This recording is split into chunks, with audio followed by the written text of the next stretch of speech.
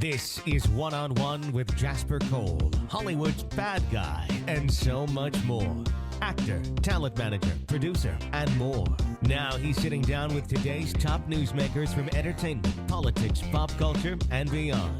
This is One on One with Jasper Cole. All right. Howdy, everyone. And welcome to One on One with Jasper Cole. This is your host, Mr. Jasper Cole, and we are coming to you live from Sunset Gower Studios right here in Hollywood, California. I want to give a shout out to my producer extraordinaire, Mr. John Williams. Hey, buddy. Jasper, welcome back. Did you have a good Thanksgiving? I did. I was in San Diego, as I said. Yes. It was a great time. Visiting your brother? Yeah. How was that? It was nice. We had a really good Thanksgiving. Nice weather? Yeah. And then we went to see a movie. What'd you see? I went to see The Last Dinosaur, or The Friendly Dinosaur. What was it called? How was that? It was cute. Yeah. Good. It's a very emotional movie, I will say. Oh, wow. Yeah, I will say. Yeah. Well, yeah. I hope everyone out there had a great Thanksgiving, and I did as well. We went up to Idlewild, up above the, about 7,000 feet above Palm Springs. It was like 29, 30 degrees. In fact, it actually started snowing on our way back down the mountain, which was kind of cool, because how often do you see that in California? Yeah. Unfortunately, I've been fighting this stupid cold. I think it's just an allergy, but I've had it for 8 days, so I sound kind of like this. But, you get the cold hands and the sneezing and all that stuff. But anyway, apparently there's been something going around, but I'm blessed. I'm thankful that it hasn't turned into anything worse than, what it is. So And I see you're wearing your AIDS ribbon today. Yes, I want in support of yesterday was World AIDS Day, so we want to give a shout out to everyone around the world. Of course, we want to remember all those that we've lost, and more importantly, we give love to everyone who's living with this virus. And thank God for the medications and everything we have now that people can live. Exactly. And in fact, that brings us to our amazing guest today. We're going to be joined by former child star and now turned activist Danny Pintaro, who's going to be joining us, calling in a little while. He, I'm sure it's been a great, busy time for him because since his own coming out status, announcing his status on Oprah, Where Are They Now? He's really turned into probably the most recent celebrity activist for HIV. Which I think he's done an amazing job also. Yes. And I want to talk to him about that and, find out what's happening and what's going on after this for him, what's in the future and all that stuff. Everyone, please follow us on Facebook at One on One with Jasper Cole, Twitter, One on One J Cole, and you can go to my website, jaspercole.com. There's a link for ubnradio.com. And if you go on to the host page, you will see our 25 advertisers, including efile.com, which is one of our newest ones. But we're also just so thankful to have all of our sponsors, and here they are. All of us here at One on One with Jasper Cole are proud to announce our 24 affiliate advertisers, and they are all .coms.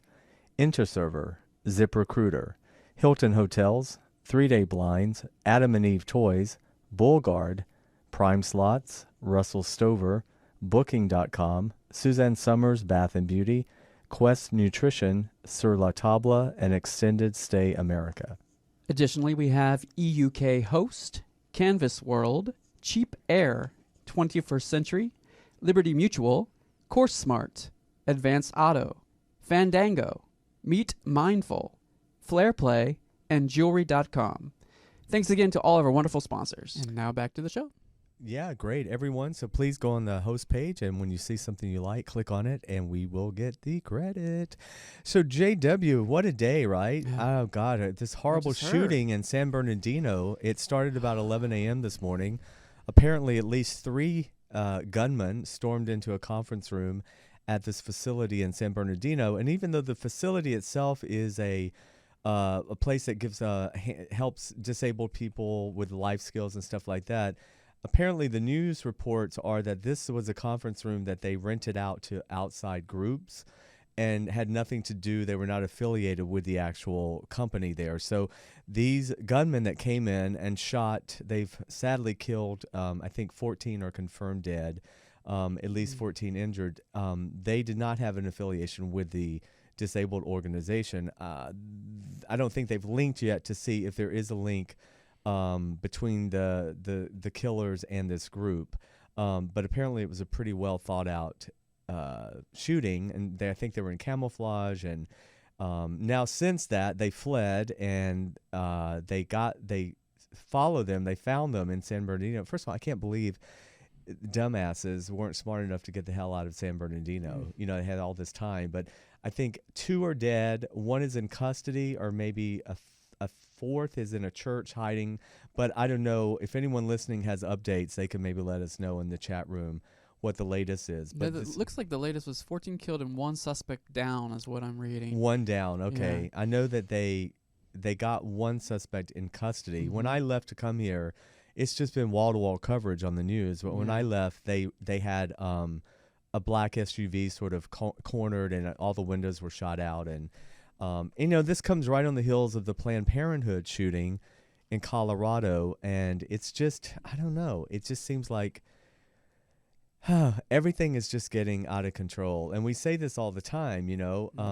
I think a lot of people were kind of implying that, you know, some of the Republican candidates, they're talking about Planned Parenthood. You know, there's this video that never really existed that Carly Fiorina talked about with the harvested body parts or whatever, which is not true.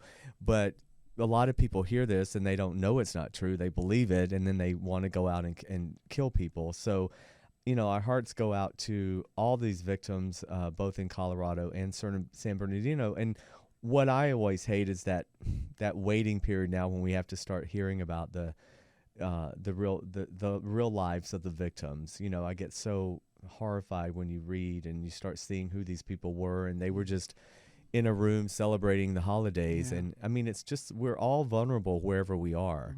And I don't know, again, you know, the whole argument's going to come back again. If people were armed, could this be prevented? But you think about 3 men, at least 3, coming into a room with, who knows if they had, you know, assault weapons or whatever they had, and just started shooting people. I think people are so frozen and shocked and in fear when it first happens. I don't know if anyone has the right thought of mind to shoot back, even if they had a gun. So it's horrific. And I don't know.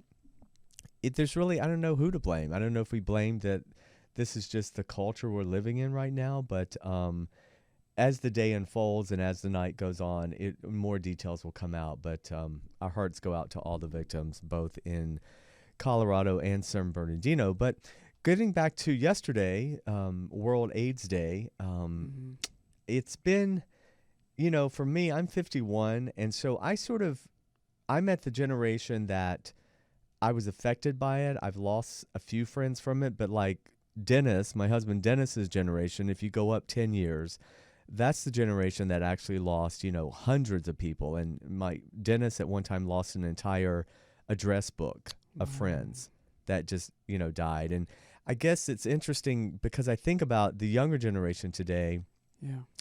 I guess they don't, in some ways, it's almost like when we were in our 20s and we heard about, you know, polio or the bubonic plague. I mean, it's, you know, everything seemed, that was so far removed from us.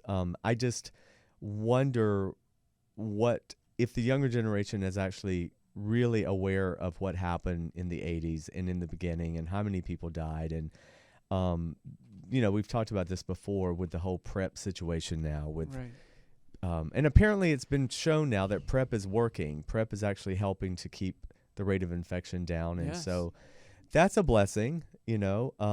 But I just think it's great on this day, as of yesterday, that we recognize how far we've come. But we have a lot more work to do. And that's something I wanted to speak to Danny about later during the show is, you know, what's the future? What about a vaccine? What about a cure? You know, what about... Because there's this whole thought now that just like cancer or any disease, it's a multi-billion-dollar industry. HIV is. I mean, if you don't, a lot of people don't understand how expensive the medications are. It's like, what, 35, 40,000 a year? I think, easily? I mean, I think just, and you think easily, about, right? Oh, easily. And now there's doctors that just specialize in it. And it's just like the same debate on cancer. I've always said before, I just think, you can't tell me there's not a cure for cancer out there, because that's been a much bigger industry now for so many more years than HIV. So, but I do think that a lot of it has to do with money. Apparently, I mean, it in some ways it's better to keep people alive. Well, and on the PrEP medi- is really part of the cocktail. Right. Right. It's Truvada. right? People have Yeah. taken Truvada as part of their HIV cocktail. Right. So it's like they're getting you when you're on, before you're positive, and they're getting you when you're after you're Right. positive. So it's thankfully insurance though is getting involved. But my right? question With about PrEP. the whole PrEP thing is, for people who are doing it, Mhm. they're realizing that there's side effects and that long-term use of drugs are bad on your kidneys and your Right. liver and stuff. So and I'm trying to be educated on this. So can you do PrEP and then stop PrEP and then go back on PrEP? Or, I mean, I believe so. it's like being compared to sort of the birth control pill. Right, because once you start HIV medication, you are on that pretty much for life, right? Oh, yeah. So you and it's, unless they change the regimen and all of that, you're pretty much going to be taking at least 3 pills or Right, or 3 one a in day, one. whatever. Yeah.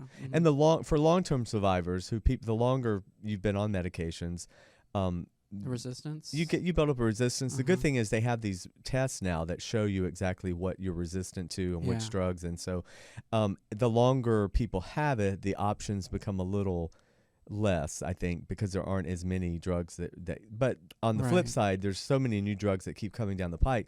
However, I read recently that Merck, which is one of the largest companies, they're not even actually making any more HIV medications, because the focus now is going all over to the prevention of it. Mhm. And so it worries me for the long-term survivors that there's not going to be as many choices of medications anymore Mhm. if these companies stop manufacturing them. Interesting. So that's something I think we have to talk about in Yeah. terms of keeping that funding going and keeping the money going for it. So you're what, 41, John? 40. I'm sorry. 40. I'm but sorry. No, I'm sorry. no, I will be 41. So you're 10 years below me. yeah. How did HIV impact your generation, would you say, looking back? I think definitely we were definitely aware, Mhm. and and thankfully there's movies and Right. things like that and documentaries and so forth to be reminders. But there's always been a strong HIV presence in the gay community. Right. So, but as far as is it a chronic manageable disease versus a death sentence? Hmm. I grew up in the 80s, so I did witness, Right. all of that. So I would say my generation, we definitely were impacted. Well, you're a single guy, Uh-huh. and I'm married, and I've been off the circuit for 18 years. So Mhm. in the dating world, Yeah. or in the gay community, Yeah. I guess we can only speak of.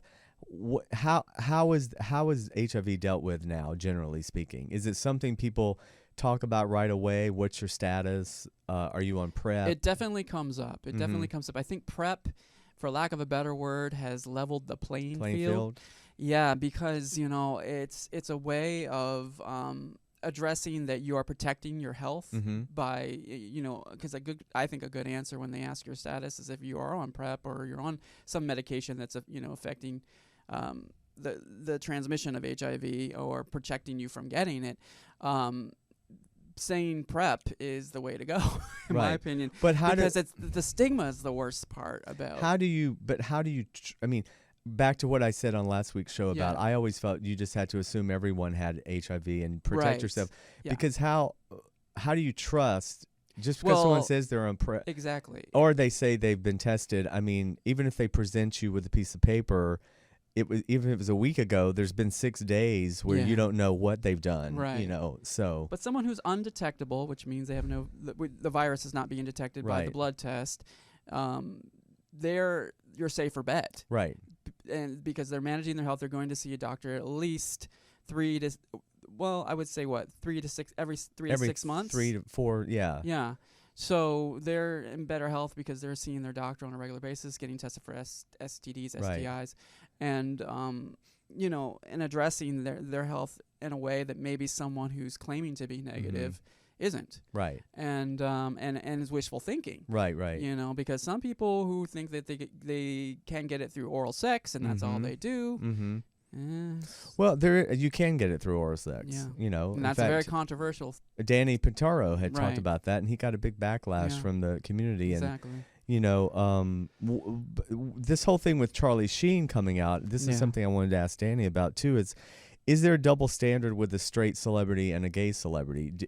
Is it more? Do you get more compassion, less backlash when you're a gay celebrity because it's been a part of the gay culture for so long? Is the stigma worse now still for a heterosexual straight celebrity?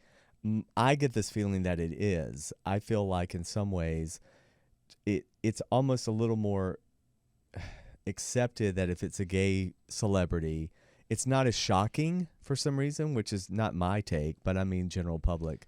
I just feel like it's like I remember the day when Magic Johnson, came out with his status, and it kind of pissed me off a little bit at the time because I had seen so many people be sick with it, so many gay people die from it, and then all of a sudden when he got it, I was working at a temp job, and I remember grown women were just bawling and crying and carrying on and everything. And I remember thinking, well, that's great, but where was this kind of crying and compassion when hundreds of thousands of gay men were dying? There just seemed to be like a double standard. So I just don't know about that. It's, I don't know, because then you get into the whole drug addiction, meth, and how does that? Because I hear that's on the rise in the gay community. The rate of drug addiction is up again. Right. And I don't know why meth in particular seemed to hit the gay community a lot. Well, from what I understand from people who have struggled with it, it's an invincible drug. It makes you feel invincible, so it takes away a lot of your inhibitions. Sexually, right? Yeah. It heightens everything. Yeah, and it addresses, because I think that with sex and gay sex in particular, depending on your upbringing, there's a lot of shame connected to everything's it. shame-based. Yeah, so I think shame is the root of a lot of the issues. I think that's why a lot of people use drugs to escape the shame. And I think they also use it as a way of connecting with community, right? In some ways, unfortunately. The thing is, at a temporary high, there's always going to be repercussions, and there's going to be consequences. Mistakes and not good judgment. Yeah, and I mean, I have 50 and plus year old friends, gay friends that still deal with the shame. In fact, I think maybe my generation older have more shame. I think if there's any silver lining, it seems like the millennials, the younger people, in general, I'm generalizing, don't seem to have the shame around coming out. It's a lot easier. Well, the internet's changed so much. Right. I mean, thankfully, gay marriage now. Oh, yeah. Yeah. I mean, the internet was what changed it all, because then you could watch gay porn, you could experiment, you could do everything through the power of the internet. Right. And back in the day, you couldn't get away with that. You had to go to video store. Right. You'd have to, do all kinds of things to secretly, meet up and all of that. So I think the internet has really changed it all. But there's this whole resurgence too of like the quote bathhouses, the sex clubs again. And do you think the whole PrEP and the Truvada thing is making that more prevalent, that people aren't as concerned now about getting something? Well, from what I understand about the bathhouses is that they've taken a hit to the online hookup apps. Oh, okay. So everyone's not really visiting those as much as they are visiting one another's places. Grindr too, and places like that. Which they become the electronic bathhouses. Grindr, right. Scruff, Jacked, Tinder. all the different ones. Well, Tinder's not, but yeah. Well, Tinder can't. No, I mean, Tinder's straight and gay, yeah, right? Exactly. Yeah, and OkCupid is. But Grindr's sort of just Grindr's strictly gay.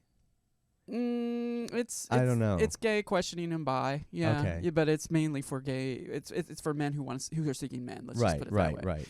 Yeah. So it's an easy way. And for those listeners who labeling. don't know Grindr and Tinder, Grindr is sort of like a GPS. Right, I mean, yeah, it's a GPS app. It tells you where location someone's located, and a lot of people use Grindr just when they go to a new city or whatever. They want to see who's gay in the area, so they use Grindr to just discover who's right. Especially if you're traveling and you don't know anybody. I mean, so it's not necessarily used just for hooking up. But I'm always amazed, like it's back to the same old Craigslist days or whatever. I mean, you're still. Yeah. I mean, I'm so private and afraid of people wanting to kill me, but you are still setting yourself up for potential being. You don't know who.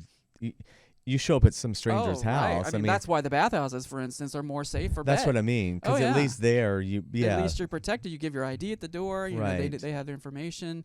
you're protected versus these These hookup anonymous, apps. like just showing up. And that's one of the pluses that the bathhouses use to this day. Oh, is that makes sense? Yeah, They use a that safe over. place to play. Okay, You know, that makes sense. and that's a double entendre because it's a safe place to play because they provide protection plus they provide Safety. safety of security. Right. Yeah. Mhm. Interesting.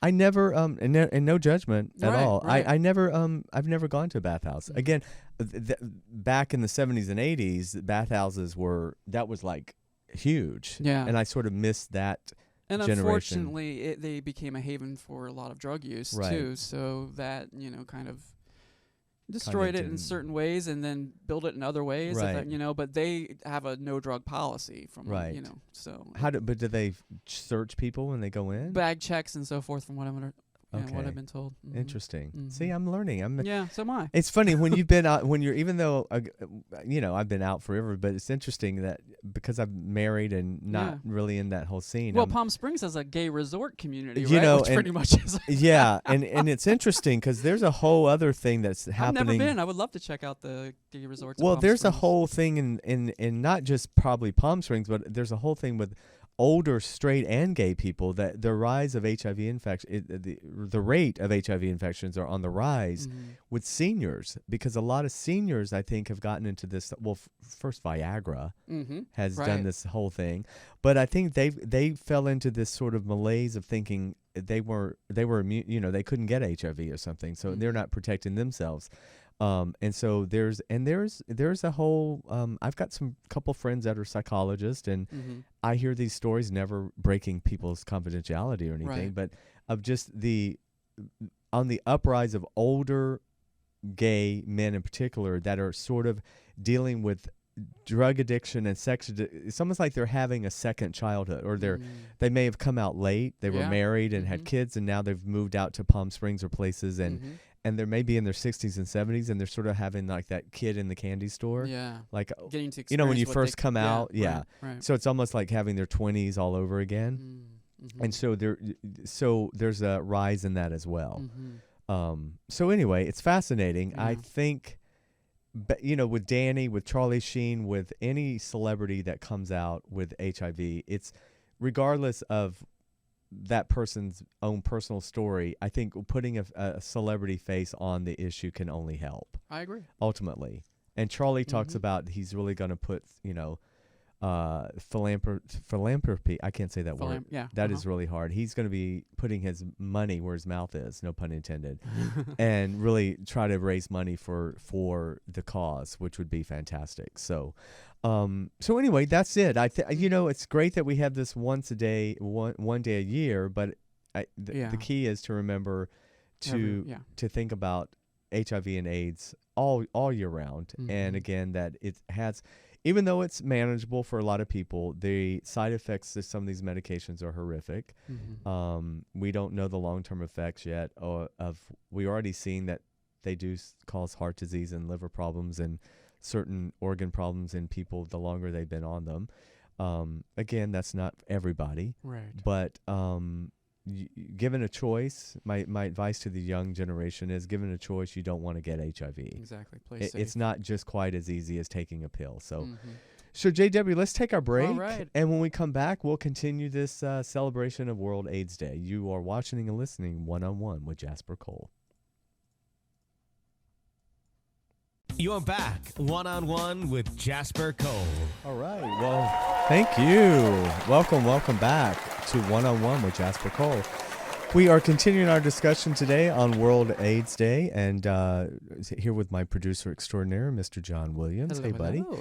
Everyone, again, Facebook, One-on-One with Jasper Cole, Twitter, One-on-One J. Cole, and check out our sponsors at ubnradio.com. Go to my host page and look at our 25 sponsors and buy something so we get some money, keep our job. Exactly. Right? So, JW. Yesterday was Giving Tuesday, so That's right. That's a new one, right? That's Yeah. the first annual? yeah.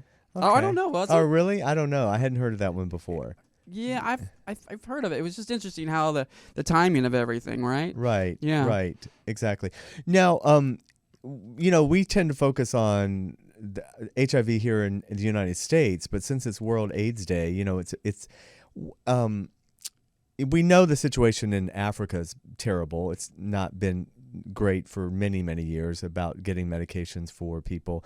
But what do you think worldwide? How it do you think the United States sort of leads in terms of getting the most in terms of medications? Have we sort of led the world in how much we've been able to achieve on the medications, and then it sort of trickled down to the other parts of the world? Well, I know that there's some celebrities that have a big impact on like Africa and so forth. So with the Red Project, Right. So and then of course Elton John. I think he works with worldwide. I don't think it's just Right. U.S. based. But so many of like when we were trying to get universal health care in this country, and I'm just curious if there's anyone out there listening also to talk about with Canada and Europe and places that have had universal health care for many years. I'm wondering what the HIV treatments are like there, and if they're, up to par, better, worse. Right. Yeah, it's just something I'm not educated on, to be honest with you, because we're Americans and we focus on our own selfish selves because we think we're the greatest, we have to always be the best. But I'm just curious if there's anyone out there that has comments on that. But regardless, it's regardless of who led the way, I think the medications are accessible now to more and more people around the world. Right. But it's just, again, a lot of it goes back to economics, as it does with anything. But it's interesting in our country, in a good way. In many ways, though, the poorer you are, there are certain times that actually is great in a way when it comes to being able to get services and stuff like that. We kind of have sort of learned how to take care of our more disenfranchised, at least that way. You know what I mean? Sometimes you're penalized if you make too much money. You can't get the services that provide the free the free healthcare medications. I always thought that was kind of strange. It's kind of like when you're starting out as an actor and you're poor, nobody gives you anything. The more successful I get, and I go to these events, they're always giving away free shit, like $1,000 swags and gift bags. And I'm thinking, well, where were you when I couldn't pay my, why are we giving away free shit to people that can afford it? Which is kind of weird. But the whole face of AIDS has changed, which is great. No pun intended either. Right. Because you see now, I guess the whole thing about it being a chronic manageable condition has made it where you can't just point out someone and said, oh, that person has HIV or AIDS, which sadly is how it was, 30 years ago because of the different diseases, the Kaposi sarcomas, the skin lesions and stuff like that. But, in a way, I don't know. I don't know if not seeing it makes it just fuels more fire to what we talked about of people thinking that it's still not a major problem. So hopefully, again, people will remain educated. And I was one of those, I was not a big PrEP person when this first all came out, and I got sort of pissed off about it. And I was like, well, this is ridiculous. And what about safe sex and whatever? But I've been more educated about it in the last year, and have met more people that are on the PrEP. And I'm starting to realize it's again, if it's saving lives, then it's the wave of the future. And do you think there will be other forms of PrEP, right? I mean, I do, yeah. I mean, back to what we were saying in the first half hour, it's just going to accelerate more types of PrEP, right? So the drug companies are going to put their attention, I think, on the prevention, which is great. But again, I don't want it to be, And I think we have an expert on the line. This is Kevin from the Thrive Tribe. Hi, Kevin. Hey, John. How are you? I'm good, and I'm here with Jasper. Hey, Kevin. It's Jasper. Thank you for calling in. How are you? I'm good, thank you. I'm an expert at what? Don't call me an expert. Well, just tell them what organization you represent. Yeah, talk about your organization. Sure. I work with I'm the CEO for the Thrive Tribe Foundation, and we're in LA, West Hollywood based, but serving kind of LA County, the Southland. And our goal is to end HIV through peer-to-peer empowerment building community and connecting members to care. And what that really is putting together for us, we have a group of about 2,500 guys who are positive or pause friendly. And we do social events together. We do educational events together to try and reduce stigma, educate people on new advancements in HIV, prevention and care, getting, those that are positive into treatment and undetectable so they can't pass the virus. And those that are at risk and feel they need it for their lifestyle on PrEP, Right. which, of course, is the pill that keeps you from catching HIV. So it has a social component, an advocacy component, and a kind of healthcare cooperative component to it. Where can everyone check out your organization online? Is there a website? Absolutely. It's thethrivetribe.org. So thethrivetribe.org. We do put every member through an orientation where we talk to them about what I just said, the advocacy work, the social things that we do together, educational things, and really kind of, rate your doctor, rate your healthcare, and really making sure that people are enrolled in all the programs that are available to them through the state or through the federal government, and kind of, peer to peer, sitting one by one with people and making sure that they're set up for success. That's fantastic. We were just speaking earlier about PrEP, and I was being honest to say that and when I first heard about PrEP, I was very kind of judgmental against it, and typical. I just was not educated on it, and have gone out and educated myself on it, and have come around to the fact that it's actually working, and it's helping, and it's preventing. And so, and JW and I were talking earlier about a lot of the companies like Merck and some of the large drug companies. Their focus is shifting off now from so much making new HIV medications for people who currently have it, and the money seems it's all going to go now toward PrEP. So do you feel like it's going to become like there will be many different forms of PrEP? Right now it's Truvada, but it will just give more options in terms of PrEP in the future? Well, I'm also a commissioner on the LA County Commission on HIV, and I speak with a lot of doctors, obviously, and a lot of people in, the biz, if you will. And really kind of because the medications are so effective that they have today. And really, I used to take 12 pills 3 times a day, some with food, some without, some had to be refrigerated. That was in the mid 90s. Right. And here we are today where somebody can take 1 pill. I like to keep things basic. I'm not a huge scientific guy, and I think science bores the hell out of people. So if you think about chemotherapy for cancer, they used to flood your system and just kill everything and hope they didn't kill you at the same time, and cancer would go away and your immune system would recover. Well, similarly, back in the day, they'd flood our system with all these drugs, hoping they'd work, that you'd live through it. And what they've really done now is, down to 1 pill for most guys. It's everything you need. It's a very targeted amount, enough to keep the virus, what we call undetectable, so that you cannot pass it.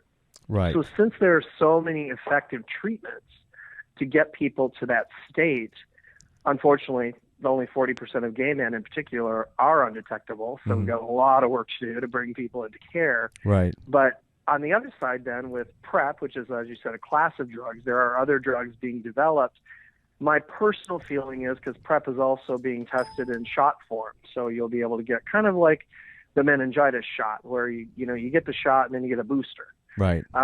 So my personal thought is it's very hard to cure a virus. The vaccine is where the R&D money is going now, research and development money, and because technically you could treat everybody that already has HIV, make it so they can't pass it, and vaccinate the people that are in PrEP. Really is just vaccine in a pill form until they can figure out how to make it a shot. That's right. It really is. That's a good way of putting it. Yeah, that's kind of where we're at in the fight. Because if you're looking at it from a drug company perspective, the drugs we have work. They're having a real hard time, as I said, curing it because it's a virus. And that's a hard thing to do. Right. But a vaccine, they know how to do. Exactly. So that's where my personal opinion and what I feel from experts. I'm not an expert, but the experts I speak to, that's kind of where I think we're headed. Well, I love speaking to people like you who actually are living it. You know what I mean? You're walking the walk, and you're not just looking at it from a sort of clinical point of view, but it's it's a part of your daily life.